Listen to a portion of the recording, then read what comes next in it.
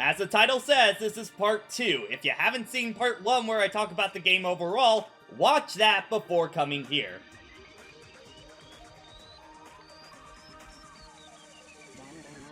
Did you see me talk about Danganronpa 1? Wanna see me do it again? So this is a bit of a new thing for me. I want to try out this format for covering games where doing a story section on spoilers would be so big that it would be its own video. So I wanted to split this into 2 parts. So now that you know how I feel about the game as a whole in part 1, I can get into much more depth here about aspects about the game, spoilers and all. So if you plan on playing the game or watching the anime at all, leave now. Oh yeah, the Danganronpa 1 anime. I think I'm just gonna wait till I talk about Danganronpa 3 for that. This video's gonna be long enough as is. And just as a disclaimer, I did do all the free time events available for every character. There's the book right there to prove it. And this is going to be very personally biased. I mean, I know all my reviews are, but even more so here. This is based on my experiences with the game and how I feel about the game as a whole. And hey, if you want to talk about it, bring it to the comments. Let the conversation go on there. Because we got some stuff to talk about, alright. So without further ado, let's dive in. Alrighty, so after our prologue, we're sent right into Chapter 1. The chapter pretty much begins with everyone searching around trying to find any clues on the school. But Sayaka ends up getting close to Makoto, mostly for the fact that they ended up going to the same school with each other. Which kind of catches Makoto off guard since he didn't think she would remember. But the two hit it off because of that and sort of become a team at the beginning. And I like how the game sort of nudges you to get to know her more. They even say, hey, you should totally use your free time on her, pro tip. But hanging out with her, you quickly realize she's handling this situation a lot worse than the others. Remember, she is an idol, and unfortunately in that lifestyle, if you're not on the top, you're nothing, which is one of the reasons why she came to Hope's Peak in the first place, since people were guaranteed success after. But the more time she spends in here, the less and less likely she'll have a future when she gets out, and that pressure is starting to get to her. Sad to say, but that's pretty accurate to that line of work, and definitely makes you have some sympathy for Sayaka. But this murder game is taking too long to start, and that's when Monokuma introduces the first motive, which is a little personalized video for each student. Coming soon on video and DVD. Wait, hold up, Rogue One! A video showing their loved ones all happy, only to show that something happened to each one of them. And for Makoto, it's like the aftermath of leaving a newborn dog alone for an hour. Monokuma promising to get the answers only upon graduation. While some shrug it off like Kyoko, others don't take it so well, and if Sayaka wasn't already starting to break, this sends her spiraling. And Makoto tries to comfort her as much as he can, promising that they'll get out together and such. Later on that night, Sayaka comes to Makoto's room after she heard banging on her door and got scared. They end up deciding to swap rooms for the night to keep her safe. The next morning, everyone slowly starts rolling in for breakfast, but Sayaka is nowhere to be found. Uh-oh. Makoto races to his room to find it trashed, and in the bathroom he finds...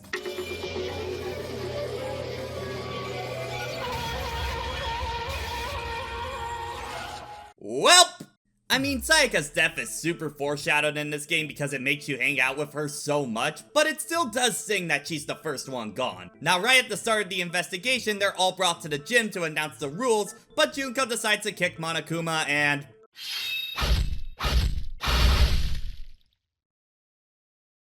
Man, these guys are just starting to drop like flies at this point. So if Junko dead and truly yeah, I couldn't keep a straight face on that one. But the investigation happens with most scrambling on what to do, with the only one really getting any kind of lead seeming to be Kyoko, but she mostly keeps to herself. Later in the class trial, everyone hops on Makoto being it for the fact that Sayaka died in his room, despite the fact the room plates being changed. Hiding a body in there would be like the worst place to hide a body in his own room. All his hair being removed from the scene wouldn't make any sense. His bathroom door wouldn't be broken down because of a trick he knows to open the door. Like, I get it, most of these kids have never investigated before, they're scared out of their minds, but they jump to conclusions when there's only like one thing that says Makoto could have done it, and then 6 things that say he couldn't have done it. Not to mention, most of them straight up don't investigate, they go off and do whatever, and then try to call the shots in the trial. I'm sorry, we're in a life or death situation and you couldn't even be bothered to do anything to help us? Yeah, no, you don't get a say in the trial if you didn't even bother to look. And I would be far more suspicious of anyone who didn't investigate, cause that seems far fishier than anything in this scenario. I mean, thank God there's Kirigiri, who's one of the only people who seem like they actually care about getting the right person. I know this is a common thing for Trial 1, but it always felt like a stretch in this one. And the group doesn't get that much better about this down the line. Anyway, as the discussion gets going, things start to get worse as they realize Sayaka brought a kitchen knife back to her room, and Kirigiri found a note asking for someone to come to her room that night with Sayaka's signature. This puzzles Makoto, considering she was freaking out all night, and Kirigiri has to ease Makoto into the truth of what really happened. That being, Sayaka purposely swapped rooms to bring someone over to murder them and blame Makoto on the crime. And considering how much the game pushes her at the start, this does come as a pretty good backstab reveal. But her plan fell through as the killer defended themselves and broke her wrist. She retreated into the bathroom, but the killer broke through the door using the toolkit that the boys were given and stabbed Sayaka. Though she ends up leaving a dying message behind her that the group first thinks are numbers, but they're really spelling out Leon in English, which I imagine must have felt more clever for a Japanese audience, because for us English speakers, yeah, it's kind of easy to tell. But then Leon takes off his jacket in a very sensual way.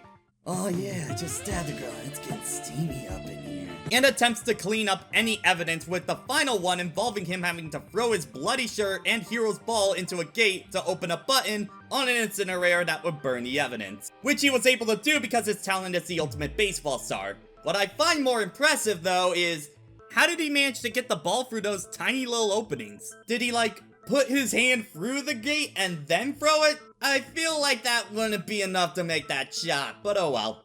Moving on, part of his sleeve ends up burning off from the rest, so we can pinpoint that it was Leon all along, with the final nail in the coffin being if that he used his toolkit. With having no reply, the group votes for him.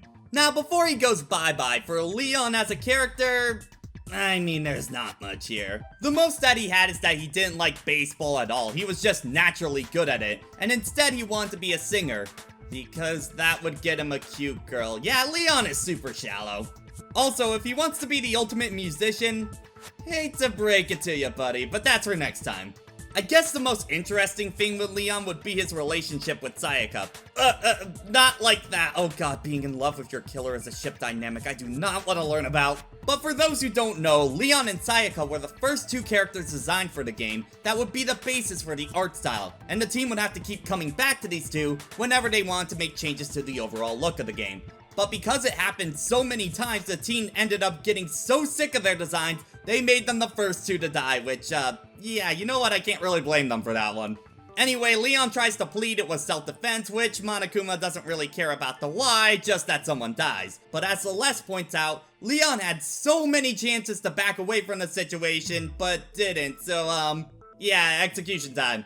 Leon's execution has him tied up to a post and pretty much bludgeoned to death by a ball pitcher firing at him as fast as possible. It's probably my favorite in the game. It's simple, keeps to the theme of the character, and has a sense of brutality that most of the other ones don't get. Just kind of a shame that the first one we get is kind of the peak.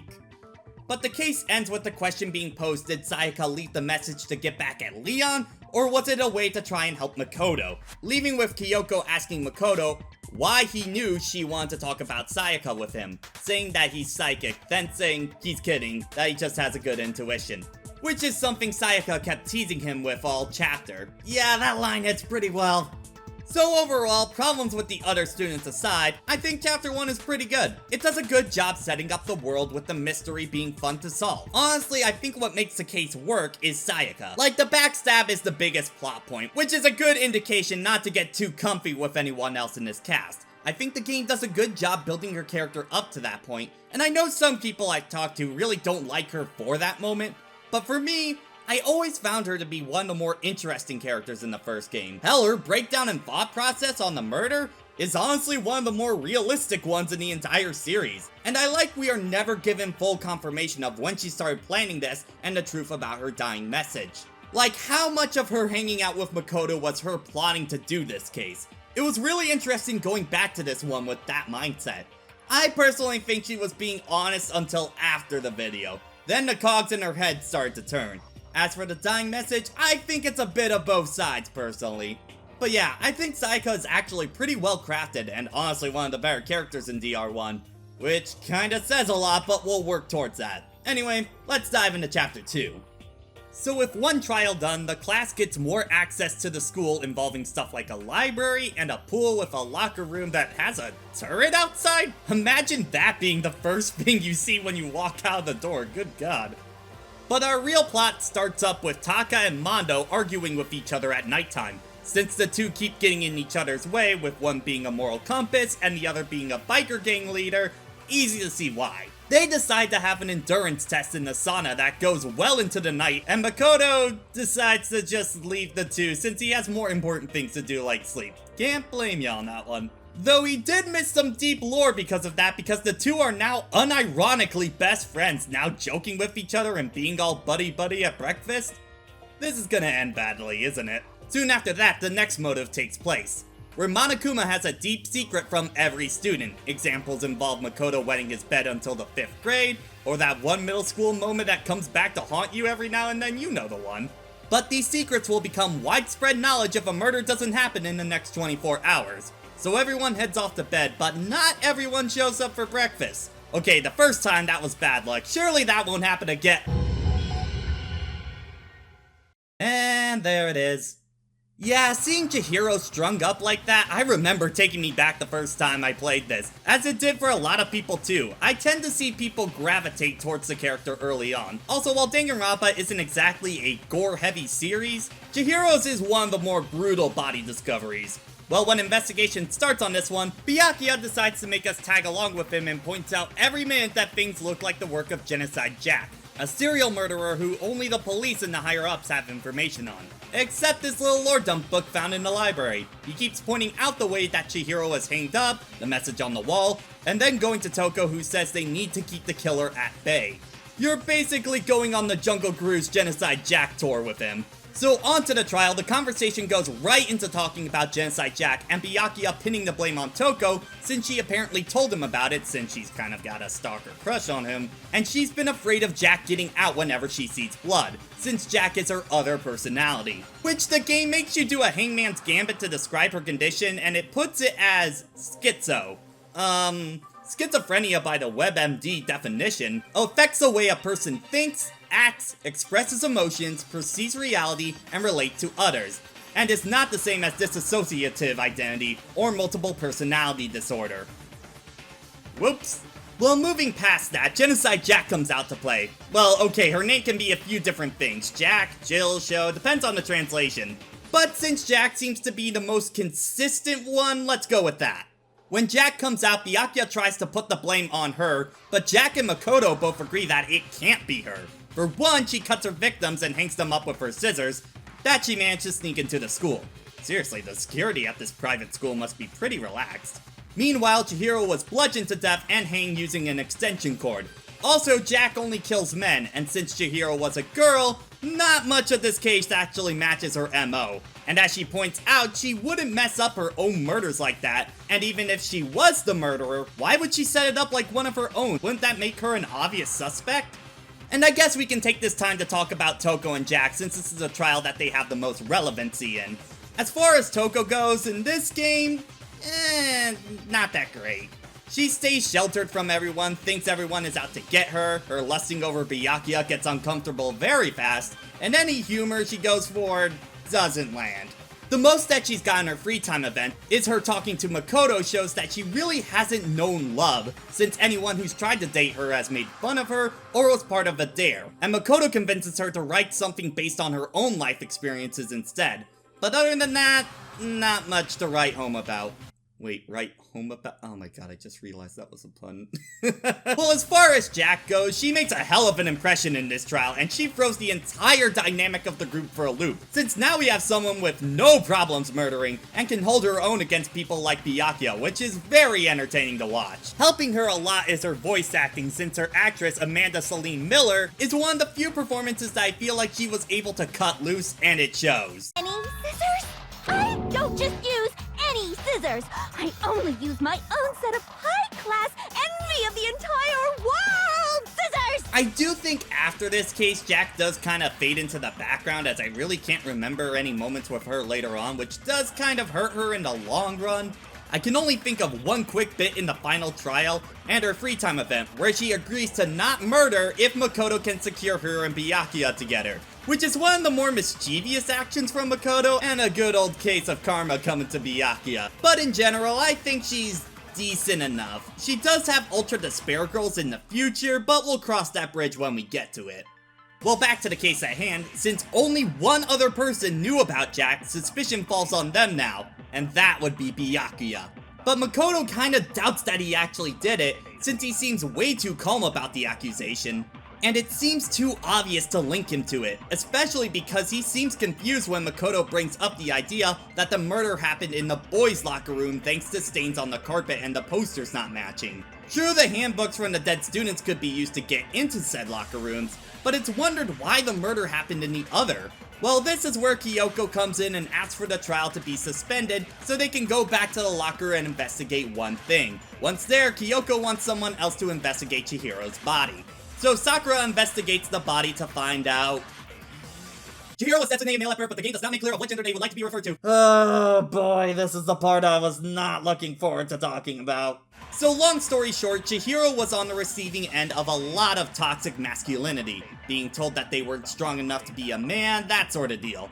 And Chihiro ended up dressing like a girl to hide that, and when Monokuma was going to reveal Chihiro's secret, Chihiro instead used it as motivation to become physically stronger. Now, the ID lists Chihiro's sex under male, but Chihiro never refers to themselves by a gender or non-binary, but everyone referred to Chihiro as a female. The game also says Chihiro was a cross-dresser, but we're talking about a game that incorrectly uses terms like schizophrenia.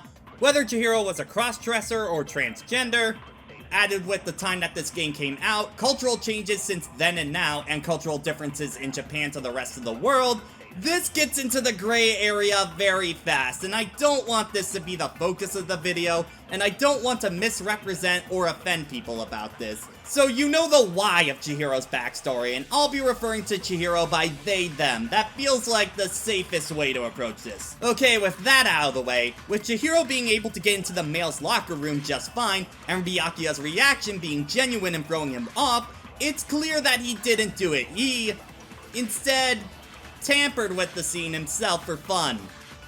No, I'm not joking on that one. This guy made the scene look like Jack's doing to throw people off and make the game more interesting. I personally think he had the alternative motive of trying to figure out who the power players in the game were, but still, considering he keeps going on about how this group is made of idiots, something I can agree with for the most part. But if they weren't convinced that it wasn't him or Jack, that's it, the game ends there, they all die. So he's lucky Kyoko and her errand boy are there, otherwise this could have ended a lot worse. Well, that puts the group back at square one, so they start to try and recall any trace they can find. So Celeste recalls seeing Chihiro stuffing a tracksuit into a bag, so the group tries to make some kind of connection between the suit and the murder, when Mondo accidentally says that they need to find a blue tracksuit. But Celeste never mentioned the color, but she does confirm it was blue. So... Mondo, how did you know what color Chihiro's tracksuit was? Because I just... Now, with all suspicion on Mondo, he would be able to get into both rooms using the ID cards, is strong enough to lift the weight. It's not looking good for him. With Taka trying to defend his new buddy as much as he can, but it's not gonna work. And to quickly talk about Taka, he came originally from a rich family who had a family member disgraced in a scandal, which let the rest of his family line off much worse. So Taka had to become a model student all the time, perfect grades and all of that to make a better life for himself. And from this stick-up attitude he built, he didn't really have much time to learn social cues and the like. So it's implied that Mondo is the closest thing to an actual friend he ever had. Yeah, this trial's about to get rough. And the final nail in the coffin for Mondo would be how the student handbooks are revealed to have a weakness to heat. And since Mondo had his clothes on when they were in the sauna, that would have his student ID in there, therefore he would know how to break and dispose of the evidence. But before it comes to that, Mondo confesses to the crime. So why did he end up doing it? Well, for the motivations being released, Mondo's was going to be that he was the reason that his older brother, Daya, got killed. Him and his brother were the ones who built up the game The Crazy Diamonds Up. And on the night of Daya's retirement, Mondo challenged his brother to one final race to prove that he was better than his brother and would be able to lead the gang with confidence, as many thought he would just live in his brother's shadow. When the two raced, Mondo ended up speeding ahead and was about to get hit by a car until Daya pushed him out of the way. With his dying words, Daya told him not to blame himself, but deep down, Mondo does. So when Chihiro was going to have their secret reveal about their born gender, they decided to go to Mondo for someone who could help them get strong and overcome their struggle. And this is one of the few events that's actually alluded to in the free time events, because Makoto suggested Chihiro to go to Mondo for someone strong that could help them out. I really like that. You could also make the argument that Makoto unintentionally led Chihiro to their death, but yeah, no. But I guess it's a good time to talk about Chihiro. They're very likable. They're a kind person that generally wants to help people and doesn't feel like there's any malice behind what they do, and was a social outcast, so they naturally got good at a specific skill. In their case, programming and making artificial life. This will become important in a little bit, trust me. But I also like how the game portrays Chihiro's strength for wanting to overcome their personal struggle as more powerful strength than Mondo's physical strength. I appreciate that angle they took. Unfortunately, Mondo took it the wrong way, and he thought Chihiro calling him strong was an insult since he never was fully able to overcome his brother's death, and in a fit of rage took that dumbbell and did the deed. After that, he blacked out, and when he realized what happened, he switched the rooms and destroyed Chihiro's handbook to hide their identity, since he wanted to keep a promise with Chihiro to keep their secret. So yeah, Mondo never meant to kill Chihiro at all, which definitely makes this one, I think, the most tragic case in the game.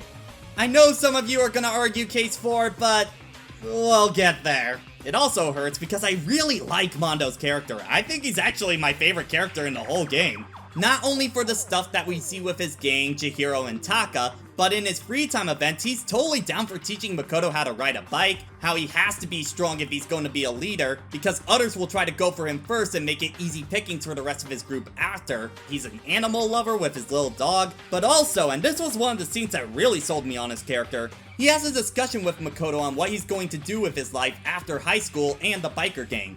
Cause he won't be able to do it forever, and he's not that school smart, so he doesn't stand a chance on getting into college, and his biker gang skills won't exactly translate into many jobs. Though Makoto argues if he can find a job where he gets passionate enough as he did with the gang, he could use that to drive him further. So he decides he wants to become a carpenter because he could incorporate his physical strength. Mondo is one of the only people in the game that actually brings up his future like this, and combined with his previous stuff, despite being an early game character, he's easily one of the most fleshed out in the game, and actually, you know, feels like someone and not just a character stereotype like a lot of this cast, unfortunately. Though I'm also willing to admit there might be some bias on the delinquent who has good intentions character type. And honestly, I feel like it takes a lot to mess this kind of trope up, so yeah. Mondo's character is great, and him being the murderer does hurt, but it sadly does make sense with his character and how he reacted. Honestly though, the most disappointing thing about Mondo is his execution, where Mondo is strapped to a bike that goes into a biker cage, spins around until Mondo is gone, and turned into butter. What? So looking it up, this execution is based off of the story The Little Black Sambo, which is a Scottish children's story where a little boy defeats 2 tigers by making them run in circles around a tree so fast they become butter, and he brings it back to his family to make pancakes. Huh?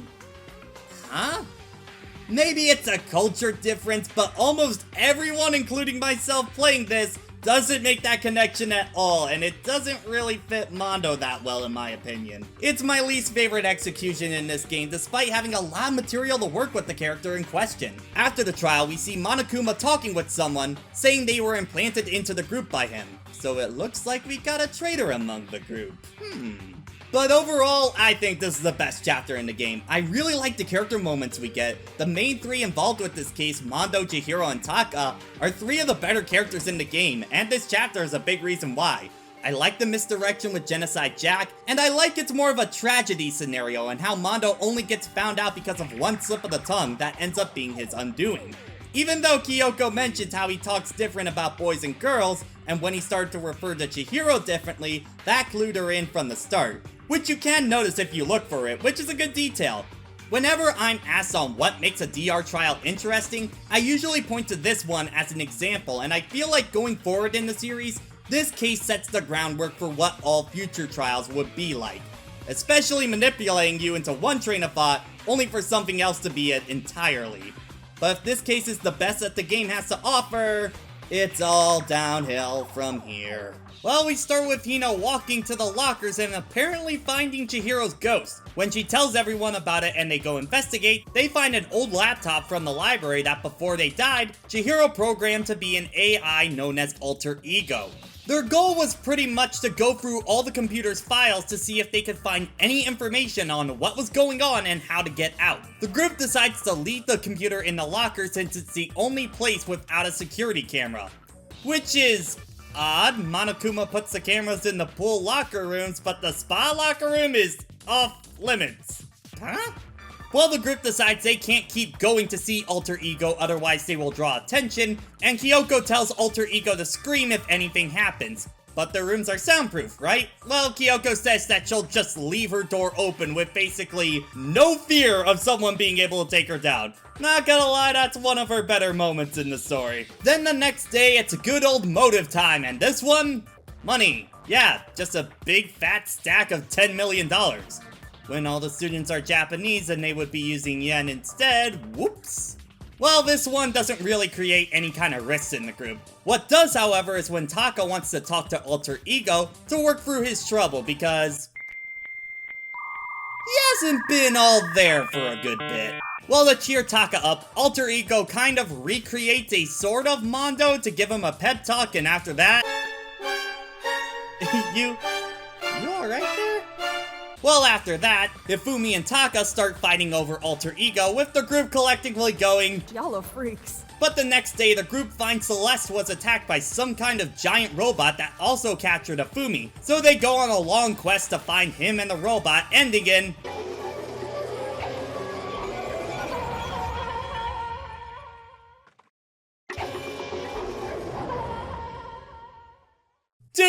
Two dead bodies!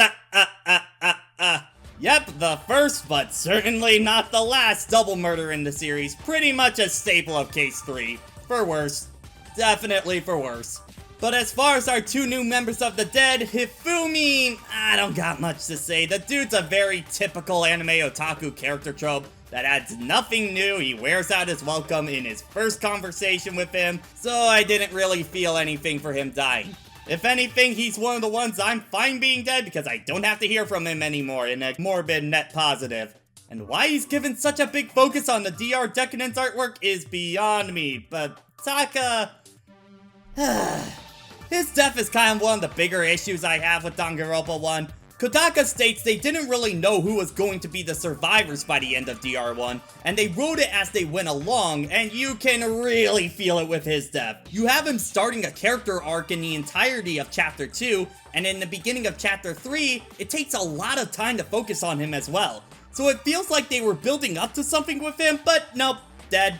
And that's the end of it. The white hair, his new personalities, it means nothing. He's killed like 5 minutes later. And no one really mentions Taka again after that. Which also begs the question, why wasn't he a survivor? He has a very similar situation like Makoto did in Case 1, where he has to come to terms with one of his friends being a murderer and being able to recover from that and being able to move on. That alone is an arc that could have carried him throughout the whole game, and most of the other survivors don't have anything to work off of, so short and to the point, Taka got robbed. Sorry for the mid-case rant, just that's one of those deaths I feel subtracted more than gained in the narrative.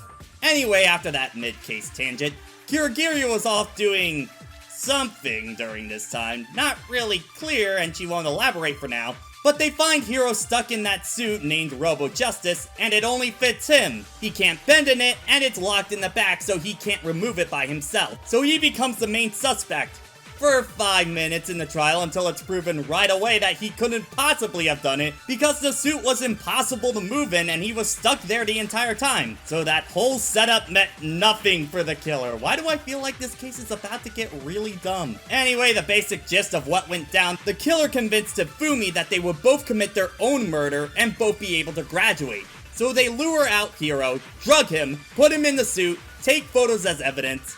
Then Hifumi kills Taka and fakes his own death, so when they find Taka's body and then layer the fake Hifumi body, the body discovery announcement would trick them. They also kept using the justice hammers that were numbered and changed the order to confuse people. Then Hifumi moved the body in which the killer then killed Hifumi, that killer being Celeste. Look, the game makes it pretty obvious who it is right off the bat, so there's not much build up to that reveal. As for Celeste as a character, once again, The thing is, Celeste keeps making up stories to boost her superiority like she's above everything around her, even giving people rankings based on their affinity. And I'm also gonna assume that her talent is fake as well, because for being the ultimate gambler, she is so bad at lying!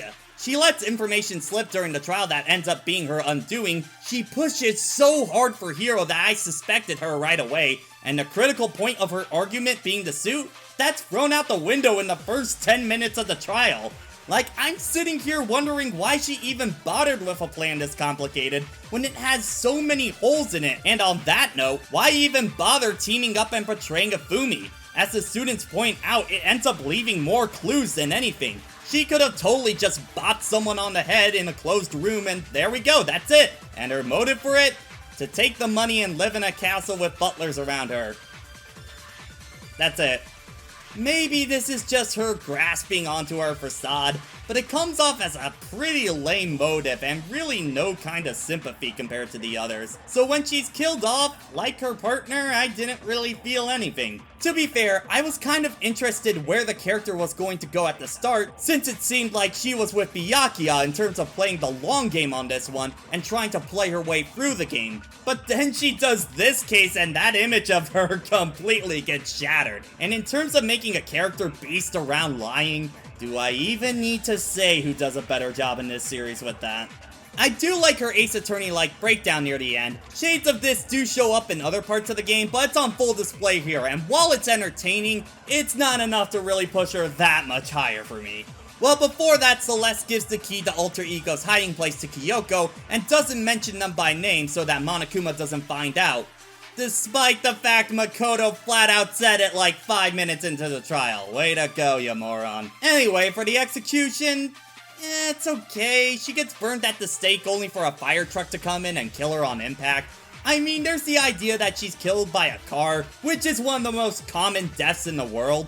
But I feel like the presentation for this one is a little lacking. Like, I can't get that sense of heat from the fire or the impact of the truck. Though getting hit by a truck is probably gonna send her to an isekai, that fanfic's gotta exist somewhere on the internet. Well, after the trial, Kyoko sends Makoto to a locked room that has info on Hope's Peak, only to get attacked and lose it. Once again, good job, Makoto. But as he heads back to bed, he hears a ruckus coming from the gym, only to find Sakura and Monokuma fighting. Uh-oh. Case 3, I mean, it's considered one of the weakest cases in the game for good reason. It's a case that tries to be creative with layers upon layers, but the foundation is so weak that it takes no time for the logic to fall apart and actively hurts characters like Celeste.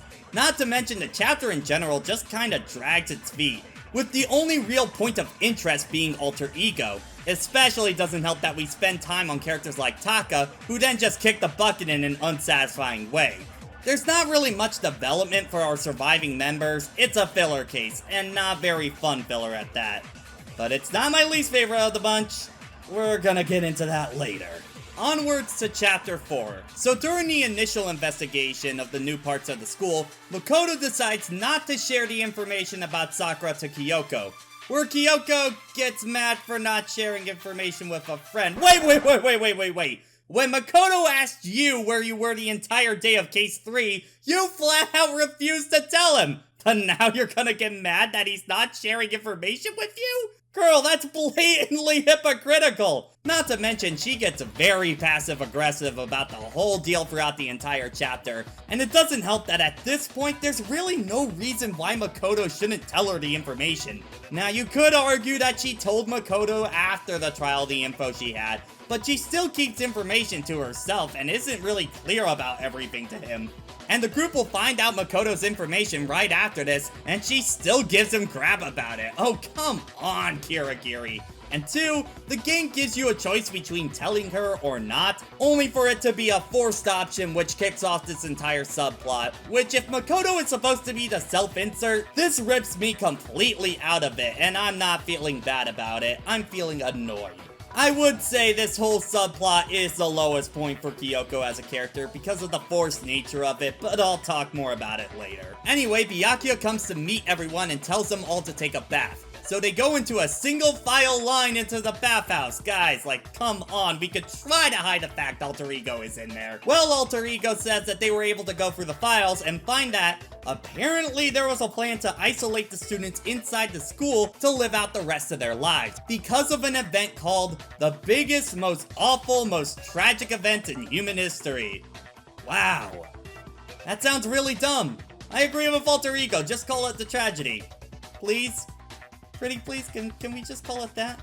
Alter Ego also says the plan was organized by the headmaster, which riles up Kyoko and she can't explain why because she has to find him. Kyoko, I thought you got mad at Makoto for not being open about information, but you do the exact same thing! Hey, if she's gonna be petty about the whole thing, I'm gonna be the same way calling out her BS. Especially when she makes a snide remark about it right after. Well, Monokuma ends up calling everyone to the gym the next day to reveal that Sakura is the traitor, and openly admits he was holding a hostage to make Sakura obey. Which I wanna say Makoto keeps saying that he should talk to Sakura about the whole deal, and there's even a free time after this. Like, dude, you had more than enough time to talk to her about it, but yeah, keep putting it off. That one's on you, Makoto. And they go on saying, well, we can't trust whatever she says no matter what, but like, guys, Monokuma just ratted her out and openly admitted to a hostage situation. Byakuya says it could be a double bluff and just goes on and on asking questions she doesn't know the answer to, like who's the mastermind and whatnot. But she openly admits that she was told to kill someone to start the game off and fully intends on destroying the mastermind, but still refuses to tell everyone about the whole situation? I never understood that. Like, in this situation, I would clear the air as much as possible because this will snowball fast. And it does, as they start barricading themselves and taking refuge from Sakura the next day. And Byakuya goes on this whole, oh, well, one player now has the advantage, which disrupts the whole balance. And I'm like, oh, dude, just shut up. And they have a whole shouting match at each other the whole time, which is exactly what Monokuma wants. And Sakura still doesn't talk to anyone about this. Even Hina. Weren't the two of them, like, best friends? And Hina fully believes Sakura, so, like, why aren't they talking? This whole situation ends in a fight, and when Sakura finds out that Hina got hurt because of the whole situation, she draws a line in the sand, and if people want to hate someone, to hate her and not Hina. This is honestly one of my biggest problems about this chapter. No one actually, talks through this situation. Like, you have the two extremes of Byakuya and Hina about the situation, but no one ever tries to actually talk to both sides and figure out a plan. Or, I don't know, talk to Sakura about it! Like, it's clear Kyoko and Makoto support Hina on trying to figure out a solution around this, but don't actually do anything about it to move the situation along. All it amounts to is people just name-calling each other and never addressing the actual problem. It feels frustrating and forced, and I'm gonna be talking about this more when we get into the actual trial. Well, after that, we talk to Kyoko, who now understands why we didn't tell her the information because that would cause a panic. Well, okay, at least that subplot is over for now. Wouldn't have expected such arrogance from you. Oh my god, you are still on this? It's almost comical how antsy she gets about it at this point. She tells Byakuya earlier that people have feelings, and all he does is mock them, and eventually that will bite him. Yeah, pro tip, you might want to follow your own advice there, Kyoko! She says she overreacted right after, but like, I find that hard to believe as an apology at this point. It feels more like a slap on the wrist than an actual sorry. Anyway, the two go to meet up with Alter Ego later, as they want to connect directly to the school's internet to try and get more information, which is risky because the mastermind will know exactly where they are at that point, but Alter Ego is willing to take the risk if it means everyone can get out. So they decide to put them in a hidden room since it has no cameras and an Ethernet port, so Makoto goes and hooks up the laptop and just puts them on the middle of the desk. Dude, you're not gonna try and hide it? Like, put a tarp over it? Put them behind the bookcase? Something? No? Well, if something bad happens, this is your fault. Well, the next day, Kyoko gets Makoto first thing in the morning as they have a situation. They meet with Hina and find Sakura trapped in a locked room, so they bust open the window to open the door and they find Sakura's body.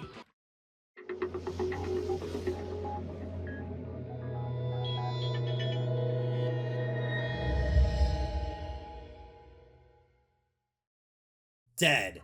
With that, Hina gets everyone together and starts investigation, where Hina immediately starts accusing Hiro, Toko, and Byakuya since they all hated her. That must mean one of them is the murderer. I mean, the three of them would have motivation, so I can't exactly blame her on that assumption. And as far as the investigation goes, not much to say on this one. It's mostly trying to figure out how the killer was able to get out of the room or lock the room from the outside since Sakura was the only one left. So with that, I guess we can just move straight on into the trial. So the trial immediately starts with Hina blaming the other three, like Monokuma doesn't even get to go through his whole spiel, since all three of them were told to meet with her on the night of the murder.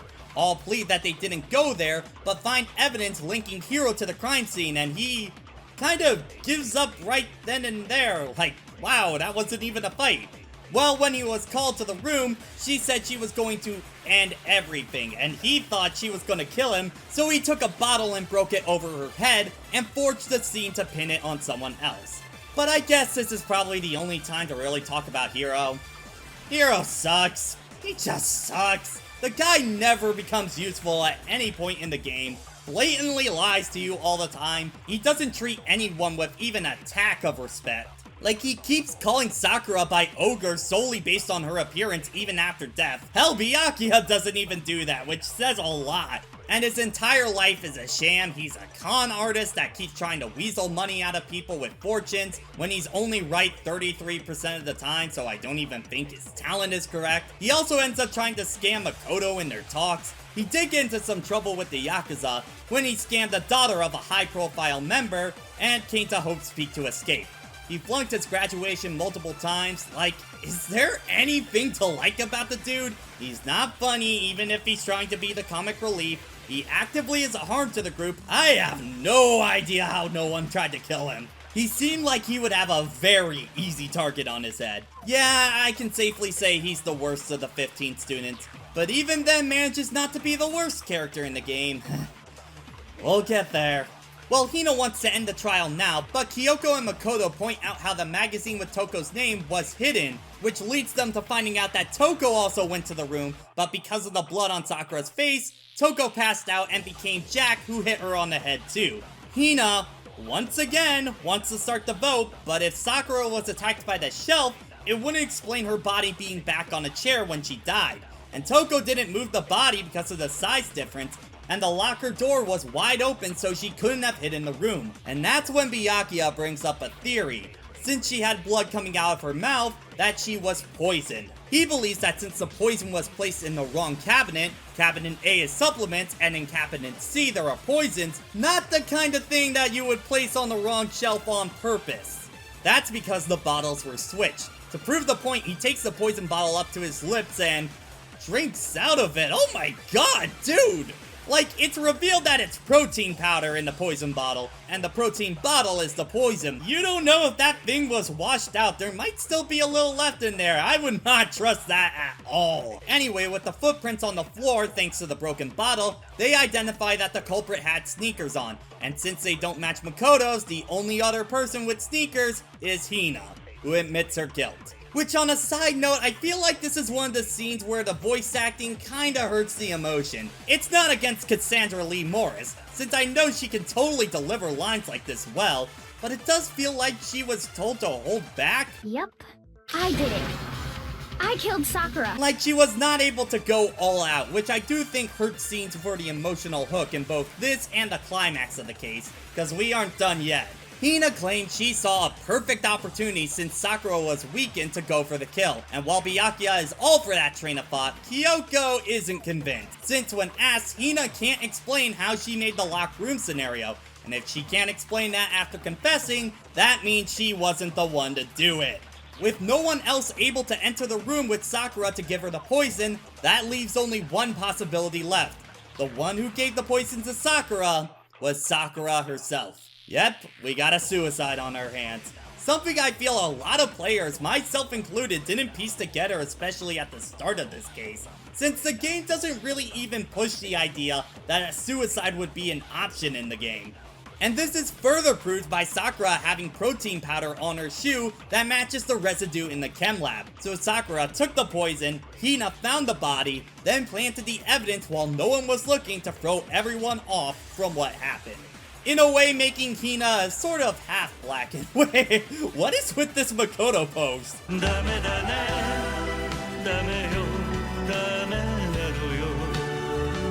The case ends with Hina being a mess and Byakuya trying to wrap his head around why someone would do that, since in his mind, winning the game is all that matters. Kyoko serves a big old humble pie that his selfish judgment of people and not being able to understand them made it so he could never solve this case. And this whole Kyoko just dunking on Byakuya is hands down my favorite part of the chapter for me. For how long he's kept this elitist snop act going throughout the whole game, it feels immensely cathartic to see him drop down a peg.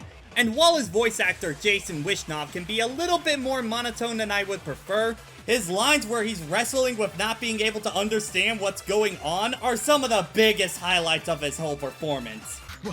What the hell? What's going on here? Just say it already. What is it you think you found? While speaking of Byakuya, since this is one of his bigger moments in the story, how do I feel about him as a whole? He's okay, I guess. How many times am I gonna write that sentence for this review? They clearly are writing him to be your rival, someone always getting in your way at every moment, like a prosecutor would be an ace attorney. The problem is, I don't feel like he gets in your way enough, especially in trial. Case 2 is the biggest example where he does, but I think on reflection, you notice how it never really feels like he will do anything that crazy. Like, he'll never actually kill or set up a murder, he's just in the game aspect of it all. So he comes off more like an elitist troll than a heated rival. He ends up feeling more like the dollar store version of Edgeworth in Ace Attorney 1. He'll butt his face in to make it all about him, but he doesn't have more of an arc that goes beyond that. The most we learn about him is testing Makoto with Case 2, and offers him a job that Makoto declines, since Makoto would rather work for something on his own.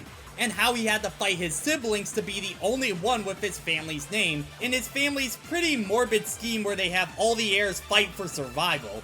But for most of the game, he's a smartass that hates everyone, and by the end, he's a smartass that hates everyone slightly less, except not really. He relies on Toko as a means to the end during the final trial, but still causes most of the emotional problems in this and other chapters. So I can't really say he learns from the whole experience. I will say I like moments where his persona starts to break for a moment. Like his whole deal of how he refuses to swear. Are you fucking with us right now? No, I am not effing with you right now. It's moments like that that do make me like him a bit more, but I don't think his character is fleshed out enough for me to really like him that much. And to be fair, they get better about this character archetype in later games, but we'll get to that next time. But back to the trial. The class questions why would Hina manipulate the crime scene like that? So Hina was trying to kill everyone, including herself, because they all failed Sakura based on her suicide note, where she saw that there was so much fighting and she was the root of the cause, so she decided to take her own life. And she tried to talk to them individually, the three that hated her and not everyone as a group. But after they each attacked her, that was the final straw. Except, not really. Mainly because that note was a fake placed there by Monokuma, while he held on to the real one. He tries to spin this whole he didn't actually do anything to affect the case. Did I falsify evidence? Hiding the real suicide note and replacing it with your own is absolutely forged evidence. Did I affect the outcome of the class trial? Hold on to that thought for next case. Anyway, Sakura's actual suicide note states the following. The mastermind controlled her family's 300-year dojo hostage unless Sakura became their tool. She was told to start the first murder if the killing game was off to a slow start. But since Sayaka started off, she was told to wait until there was another stalemate to pass. But over time, she grew to respect everyone as friends. mostly Hina, and decided to betray the mastermind. She was fine having the blame put onto her, but when Hina started to get her in the process, she decided if the mastermind did ended up ordering her to murder, she would murder herself and leave a note making the class trial short and to the point. Be a shame if that were to be stolen and make us all go in circles.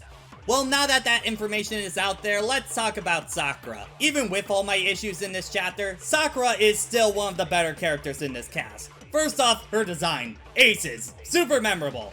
And even with my issues of her just not getting the information out to everyone, I like how she's trying to find the best way out of her situation and never really was going to try and hurt anyone. But when she did, she fully was willing to take the responsibility for it because of her moral code. And this is fleshed out even more with her free time event, where she says she had to surpass her father and was born as an only child. She had to protect the dojo one day, and because she was a woman, that meant she had to work even harder to prove herself and surpass her father to properly take over, and managed to do so by only 14. She also talked about this when going about her training because this school was driving her nuts. While there was plenty of exercise equipment, there really wasn't any way to apply strength practically, such as her martial arts training where she would need to practice speed, agility, endurance, especially since fighting is an entire science in itself that people dedicate their entire lives to. And that idea that people are invincible disappears, and who can ever develop the greater techniques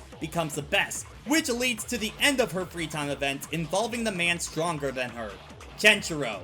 I full on thought they were talking about the actual Fists of the North Star. Hey, with this series, I wouldn't even be surprised. But no, this guy's totally different. Anyway, he was able to best her repeatedly, and Sakura grew a lot of respect for the man, even falling in love with him, which she kept hidden because she thought love would be a sign of weakness.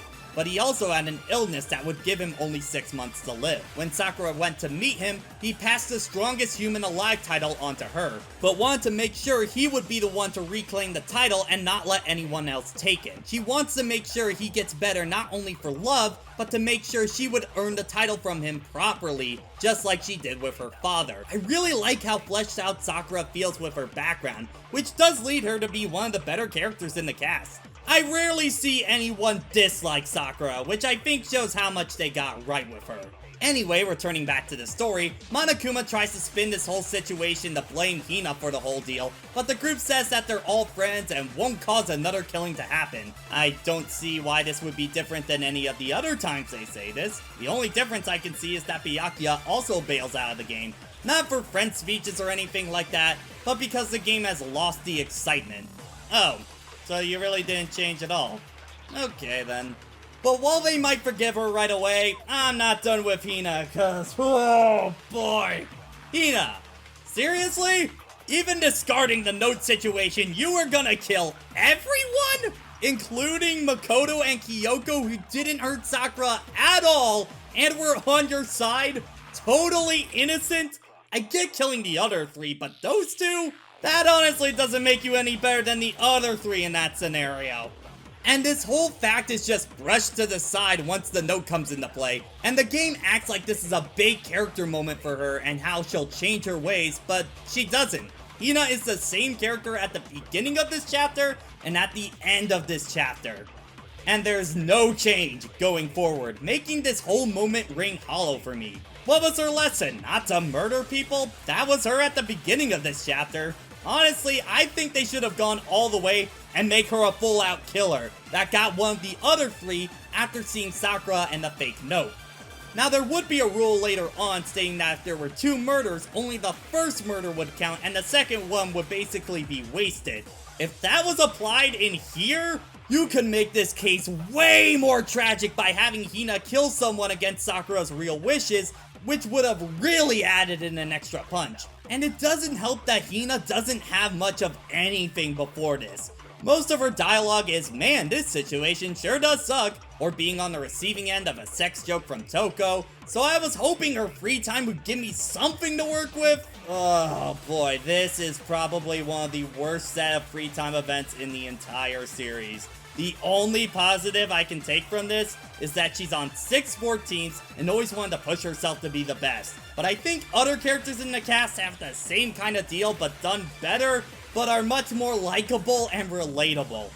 And the rest of it, it's nothing but, hey, I have an attractive body. Let me talk about being naked. And the event ends with her making Makoto a practice boyfriend. It's bad. With so few positive things I have to say about her and so many negatives, I can say she's easily one of my least favorite characters in this game by far. I get what they were trying to do in Case 4, but I don't think it stuck the landing at all. And transitioning off of that, I think this chapter highlights how much of the surviving cast I really don't like. I mentioned many times with these people that barely anyone grows that much, and because of that, the plot in the middle of the game just kinda goes nowhere. And when I feel they constantly make really stupid decisions, it makes me even more detached from what's going on. It's like watching a horror film that has people you can't relate to or have sympathy for at all. I don't care if these kids get out since the game gives me no reason to root for them. Not to mention, none of them have connections to the other cases, so when they talk about how tragic it is that everyone around them died, most of you have barely even talked to these people, let alone shown any signs you like them. Taka, going back to him, is the one I noticed it the most, where he does have a connection to Case 2 that could then push forward a character arc for him and could affect the rest of the cast, you know, making that case have more weight in the long run. But nope, just killed and barely anyone mentions him again. On to the next case. So again, are you guys really that close? It's easily the weakest group of survivors in the entire series.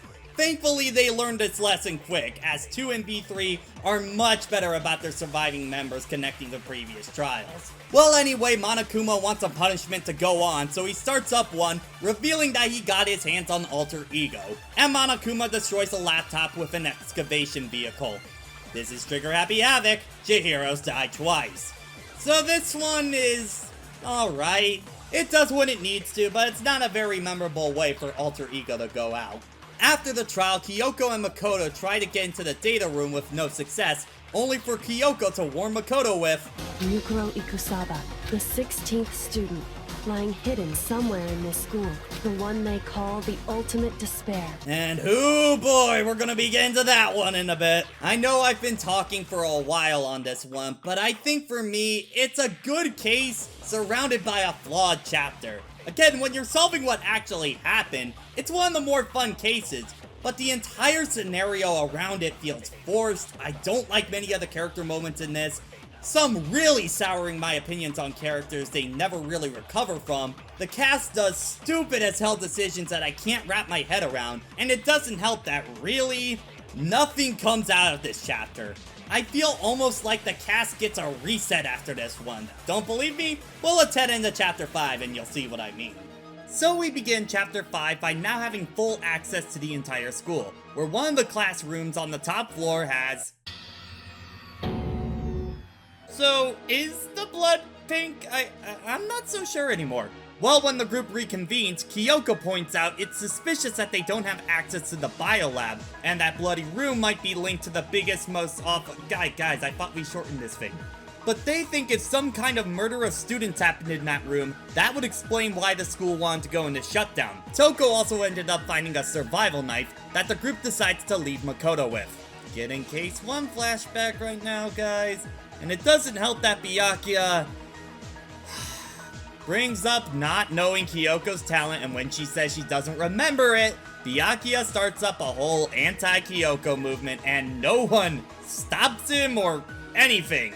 So just gonna throw out anything you guys learned in chapter 4 about trusting each other, right? Guys, come on, it wasn't even a day. Well, Byakuya decides to take Kyoko's room key since she can't be trusted, and Kyoko goes along with it. Later that night, Kyoko and Makoto meet up to talk about how she managed to steal the mastermind's master key, per se, so she can get anywhere into the school now. Mostly thanks to the lock on it being broken, who she believes it was Sakura that ended up helping them. Sakura, actual MVP of Danganronpa 1.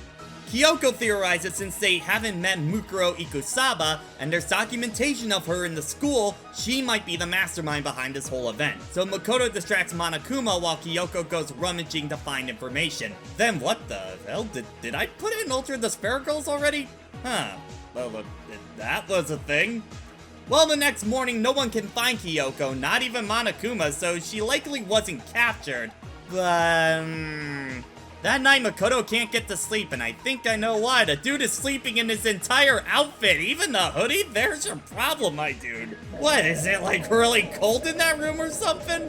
Well, Makoto ends up seeing someone in a mask that has that knife, but then either passes out or falls asleep, with the next time waking up Kyoko being there, and then seriously, for not being able to fall asleep, you seem to be able to at horrible times. Also, you're lucky no one tried to kill you before, because you would have been easy pickings, my boy. Well, in the morning, Hina grabs Makoto and shows them what they were up to all of last night. Taking apart Monokuma? Wait, what? So Byakuya tried to talk to Monokuma for more info about Kyoko, but he was just lying there.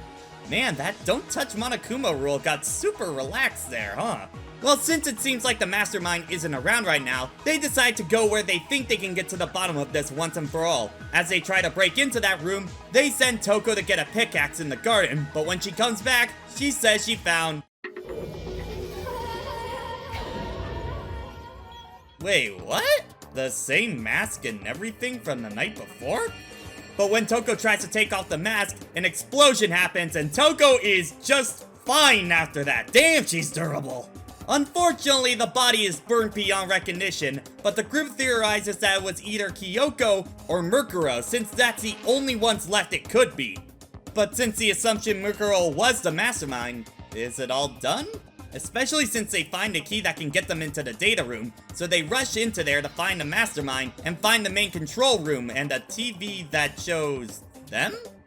Oh, and Monokuma is there. Meaning, this game isn't over yet. Especially since he reveals all the cameras are not only for the mastermind to keep tabs on everybody, but to broadcast the killing game outside.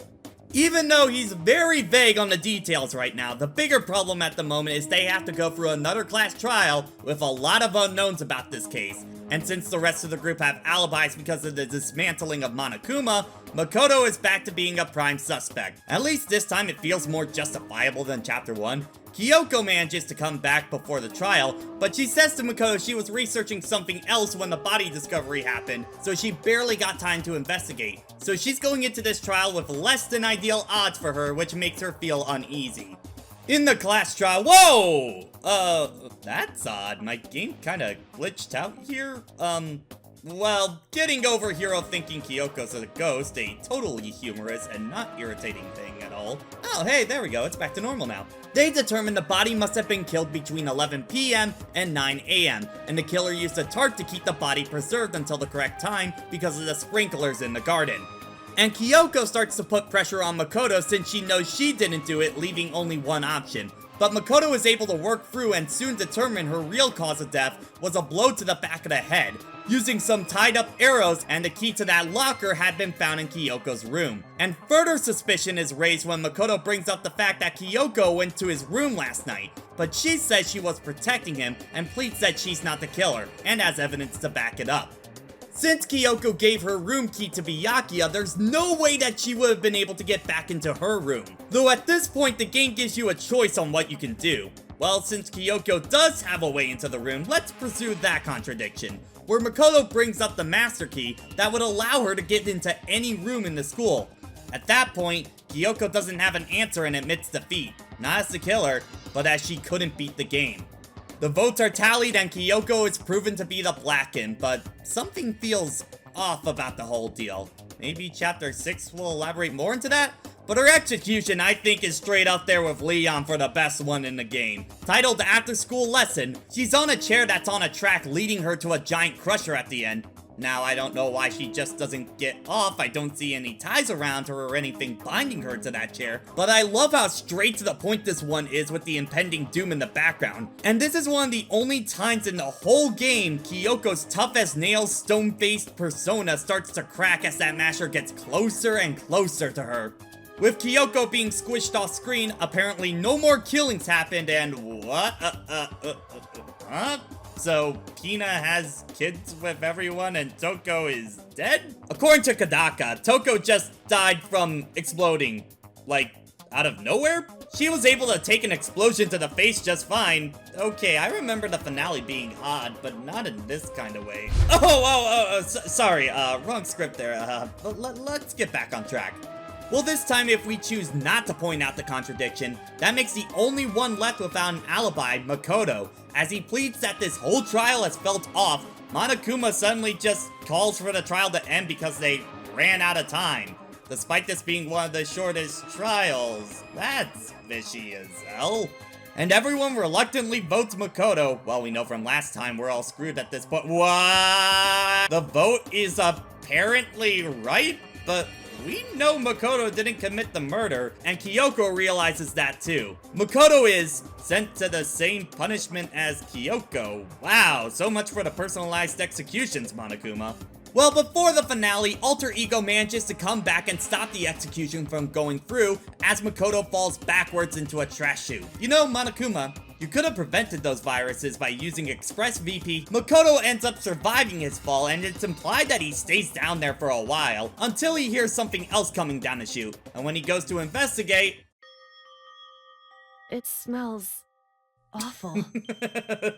okay, that's right, pretty great. Not gonna lie. Well, after giving him food and water, Kyoko says that the mastermind is starting to get desperate and was trying to frame Kyoko for the murder, but then shifted it to Makoto as a way out. And with their weakness shown, this is the best shot they have to take the mastermind down. Oh, and she reveals that her ultimate talent is Ultimate Detective. If you didn't figure out that by this point, I don't know what to tell you. Now, I would talk about the chapter as a whole, but honestly, 5 and 6 are kind of one big case together. But at least for this part, I do like how stuff is intentionally not making sense, as this case doesn't really operate like any previous one. And it does a good job casting suspicion on Kyoko and making you have to trust her to get the real truth. So I hope the finale can bring this all together. I really hope so. So let's dive into the final oh my god, that title, good lord. This chapter begins with the two climbing a ladder straight out of Snake Eater, and Kirigiri does this all in boots, good lord. So this is when she finally gives us her past as she remembers all of it, and okay, this screen isn't very visually interesting, so let me use some other material for this part. So Kirigiri's family are a long line of detectives who separate themselves from society to be completely neutral in all things to find the truth. Though Kyoko came to Hope's Peak to find her father, the headmaster, and cut all ties with him. Couldn't you, just call him up to do that? I don't think you need to enroll in the school to do so. So why did she want to cut ties? Well, he had no interest in continuing the family's line of detective work after her mother died. After that, Kyoko's father left her. She doesn't hate him for that, though. Rather, she hates that her family takes pity on her for being an abandoned girl. She wants to cut all ties with him to be out of his shadow forever. We'll continue more on her in a little bit because now the two manage to escape and confront Monokuma in the gym, who is livid about Makoto still being alive and threatens to punish him again. But Kyoko states if he does that, then he loses the game, since whoever the mastermind is the one who actually killed Mukuro, and punishing Makoto would violate the killing game rules. And that wouldn't be a good look to the people watching this thing outside. So a deal is struck. If the students can figure out who the mastermind is and all the remaining secrets in the school, the mastermind will be executed and they will go free. If they fail, Monokuma will kill them all. And also, set up the whole hope, despair thingy-mabob. Get ready for those two words to be said a lot in this chapter, oh boy. Anyway, the group of acquaintances meet back up and go to explore to cover as much ground as they can. I do want to quickly mention Hina says that she's been totally useless to this point, to which I say, yeah. Makoto says to her that he would have died without her help, which I guess is referring to case 1, but she was totally gonna kill you all in case 4 and voted for you in case 5. But you know, we're just gonna push that all under the rug. No big deal. Well, during the search, Makoto finds lockers with materials belonging to Kyoko and Hiro, like as if they were going to school there. They also find a control room for Monokuma, Mukuro's file, who was actually in their class but was ripped out and hidden to hide her identity, especially since the headmaster notes says she just showed up with so much information for her being unknown for 3 years, and the headmaster believes Mukuro was the ultimate despair. Oh boy, that name is already starting to lose its meaning and we're not even at the trial yet. Makoto finds Kirigiri in the headmaster's living quarters but can't figure out the password to get in. Makoto suggests to try her name, and that ends up being it, which starts to rattle her, since she still doesn't hold goodwill to her father. They head inside and find a box containing... Joking aside, Kyoko identifies the bones as her father. And remember from the start of the game with that rocket? What was the only thing left? Yeah. But that's not what gets under Kyoko's skin. It's a picture of her father and her on his dresser. Knowing that her father did still love her drives her up a wall considering how much she wants to cut ties with him. She asks to be left alone for a while to think. So at this time, I think we can start to talk about Kyoko. She's one of the characters that the game really focuses on a lot, and my opinion has gone up and down a lot considering her, so I'll try to explain as best as I can. Kyoko actively chooses not to get close to people, not only because of her family creed, but from past experiences. Last time she trusts someone, it resulted in her hand getting burned, which is why she always wears gloves. And she'll only show her burnt hand to someone she considers as close as family, which does add meaning to her showing that in the upcoming trial. And the game really pushes for the idea that Makoto ends up being the one to have Kyoko open up more, especially putting his faith in her in Chapter 5, which is why she goes to save him in the trash room. But I think the journey to that point is where the issues lie for me. The two do have a partnership throughout the game, but it's very one-sided for most of it. Kyoko is the dominant one of the two, as she tries to figure out everything on what's going on. Especially not helping is that the game implies that she figured out most of the cases very early on and just needs Makoto to relay the information to the class. It never feels like the two are on the same level as each other per se. Kyoko is almost doing everything and Makoto's just along for the ride. You could argue their partnership gets more balanced after Chapter 5, but I think I wanted to see more back and forth throughout the game, especially with the whole Chapter 4 debacle. That still leaves a bad taste in my mouth. I think another issue I have is the whole backstory involving her family and such. It's right at the end of the game, so by that point, I don't think it means that much, especially because her arc is about to wrap up by then. If this information was revealed to us earlier, like around maybe Chapter 4-ish, I think it would have stuck the landing better. It also doesn't help that you don't get much in her free time event that you don't already get from the main story, which I don't know. I feel like that could have resolved some of the issues I had with her arc. So I think Kyoko's alright, but not necessarily one of my faves in the series. She does kind of hover around the middle, I want to say. Moving on, Makoto finds a tarp used in the case that was from the biolab and goes there to find it's been made into a morgue of some kind. And the bodies there don't match up with the bodies killed. But also, Monokuma calls everyone to the gym, and when Makoto gets there, he hands our protag a photo showing everyone enjoying a normal school life. But he's not in the picture. I should mention throughout the game, the students have been finding these pictures showing everyone living normal school lives as well, usually after said person has died, so what's going on here? While Makoto tries to bring this up to Kyoko, she says she didn't take it since anything from the mastermind is likely a trap to make them fight each other. She also mentions to go to the computer lab, where there are some DVDs showing that the kids are willing to stay here for the rest of their lives inside the school. But Monokuma cuts the power midway through.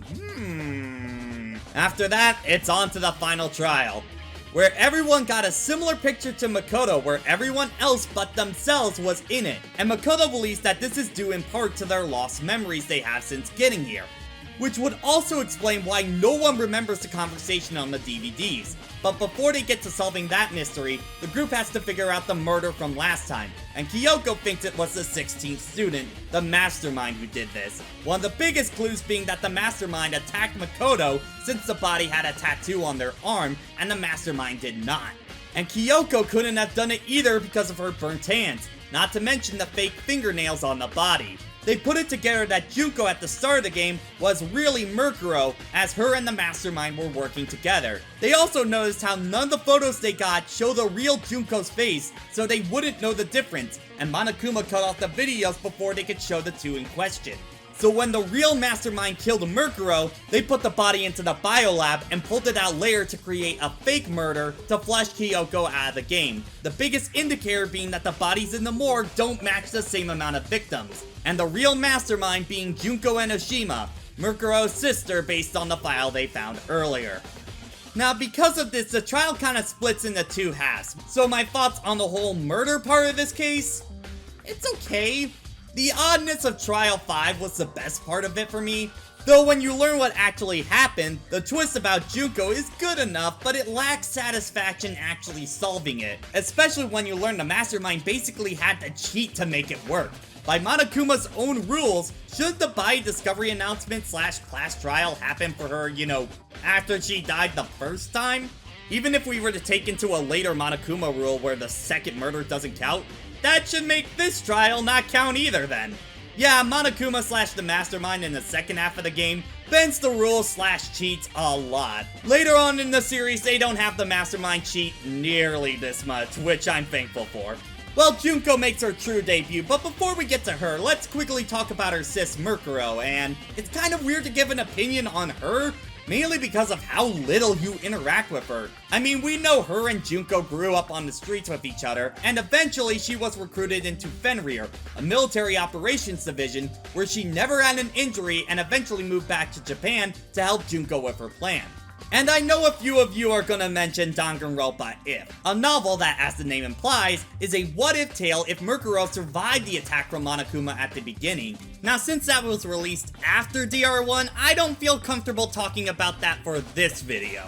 But don't worry, I will bring it up and go into Murkuro more in a later video in this retrospective. Now, before we go forward, reminder, these videos are my personal opinion, so this is very biased, and what I write here is based on my experiences in the game, and for this video, this game alone. We good? Okay. Now with that being said, the Junko reveal onward is the worst part of the game by a landslide. First off, the character Junko. I don't like her at all. And I don't mean in a, oh, she's so evil I can never like her. More like, she's dull, boring, flat, and gets tiring in no time. So why did she do all of this? She wants despair. That's it. Why does she want despair? Well, her and her sister were born from despair. Like, are you talking about the streets, or are you talking about the actual manifestation of despair? Oh god, I don't care.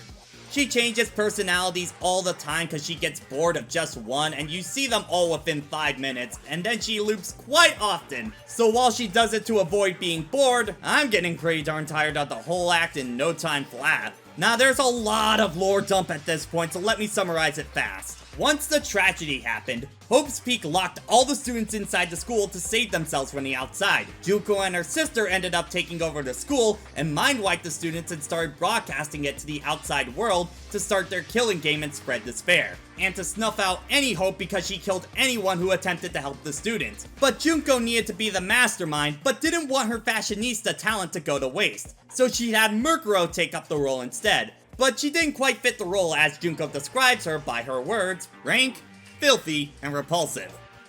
Yeah, Junko, that's how I feel about you. So she killed Murkuro to get that good old despair, and that's about it. So I went through that explanation pretty fast, and I didn't really leave that much out. So how long does the game take to explain this? 90 minutes. For something I explained in under 2. For context, look at where you are in the video right now. Imagine the explanation I just gave being dragged out for that long. Yeah! And I really didn't leave that much detail out. Junko goes on and on about despair being so great without ever actually explaining anything or going into her character. It's almost a Kingdom Hearts kind of way where instead of light and darkness, it's hope and despair repeated so many times, so much of the words lose meaning, and has this one-size-fits-all vagueness every time it's used in the script, to the point where it feels like I don't think the writers even know what they're talking about either. Also, Junko says she doesn't feel anything but despair, but also says that she clearly hopes, so maybe this whole metaphor really doesn't hold up. And it's with plot dumps like this where you really start to notice the faults in the game's presentation. Because the game is meant to be flashing to other characters, scenes of the crime, etc. But here it keeps focusing on Junko for so long with no visual aids to help it, so it gets visually tiring in no time. How boring? During the recording for the final part of this trial, I fell asleep. I fell asleep in the game's climax. I was that bored, and that has never happened for me in my 50+ reviews I've done for this channel. Knack didn't even do that. I think that speaks volumes. Oh, and that tragedy that caused the entire world to go into chaos? So what was the cause for that? Well, one day it just did. That's it. No explanation at all. The world just went to hell one day. Seriously? Like, that's all you're gonna go into it? It's one of those things that makes the ending really not work for me, because it makes the whole outside world story even less believable when there isn't an explanation for it at all. Now, in other material, quality notwithstanding, they would explain how this would happen, but in this first game, you get none of that. Now, you could argue it doesn't really matter what happens other than the world is destroyed. What does matter is what happens to these kids. I'd argue I'm trying to latch on to anything in this final trial. And when you won't go into any detail about your world building, character development for either our heroes or antagonists, when you keep talking about the three same things in a circle throughout the entire trial, makes it real hard for me to care anything about it. It's also brought up as a big oh no moment when the students realized they were killing each other for nothing. Only 2 cases involved people actually trying to get outside. Sayaka in case 1, which, yeah, that checks out. And case 3, and, like, she was killing for money. Not much sympathy on that one. Speaking of which, Junko says they wiped everyone's memories of the last 2 years. Did, like, no one notice any changes to their bodies, hair, or anything in that 2-year gap? And everyone is in the same clothes as they entered the school with on that first day? So what if any of them grew out of those clothes? How is that plan gonna work? This one, I'm fully aware I'm nitpicking. Hey, I'm trying to keep my mind here active any way I can. And you know what? I think Makoto is getting bored of this whole spiel as well, because he yells out to his friends, "Hope!" And they get pretty half-assed ends to their arc. Most feel like they're pulled out of thin air. Like, Kyoko and Hina are the only ones that kind of relate back to anything in the game, and that's it. They just kind of win. This part of the game really lacks any kind of pizzazz. The only thing that makes it memorable is the main theme playing, but that's it. Everything else is so stilted. And I guess since we're about to wrap this whole thing up, how do I feel about Mr. Naegi? He's there. Yeah. I feel Makoto runs into the problem of being too much of a self-insert. The kid is made to be as normal and uninteresting as possible on purpose, and yeah, he accomplishes that alright. But I don't feel like he personally grows that much throughout the game to really make him go past that. And when I'm trying to think of anything that stands out about the kid, I can't really think of much, and he's our protagonist, meaning that kinda hurts even more. Especially when he talks to everyone, you can't really get much personality out of those. To give him credit, I do like him in Trial 1, where he is more of the focus with Sayaka betraying him and such. And it does a good job establishing he can't trust everyone, but his dynamic with Kyoko doesn't really have the same punch as I stated before. And I don't like how much the game thrusts him into the end with this whole being the ultimate hope thing. Cause it really feels chosen one wish fulfillment power up to me, and it didn't really feel earned and artificially made him more important. In this version of the story, I don't think it really works. Well, at least the last execution is kinda neat, where Junko subjects herself to all the previous ones at once, ending with the uncut version of After School Lesson, where Junko gets completely crushed. With nothing remaining. Nothing at all. Remember that. Well, Makoto and the group use the switch left behind to open the door and head outside, and... Damn! Okay, but really, they hit the button to go outside, and... that's it. I mean, it works enough, and again, there wasn't a plan for a sequel at this time, so... yeah. Also, I just thought about it. If Alter Ego was in the school system, couldn't they just open the door earlier? I feel like that's a thing they never really talk about. And the credits have Megumi Ogata's Rebuild playing, which is honestly the best part of the finale, cause... oh man, that was kind of a mess. And it's a shame the game wasn't able to win me over with the finale, because those first 2 chapters showed a lot of promise for the game. But it feels like after chapter 3, things get rushed, character arcs aren't really a priority, cases don't feel natural. It makes it hard for me to recommend the full package, when what you play at the start is the best part, and the finale is easily the weakest part of the adventure and didn't draw me in at all. So that's what makes it kind of hard to recommend DR1. I only enjoy 1/3 of the whole package, and if it wasn't for the fact that other games require you to have the knowledge from this title, I would honestly say for people to skip this one. If you're still here and haven't left, I can thankfully say the other 2 mainline games I'll be a lot more positive on, because they learned a lot after this title.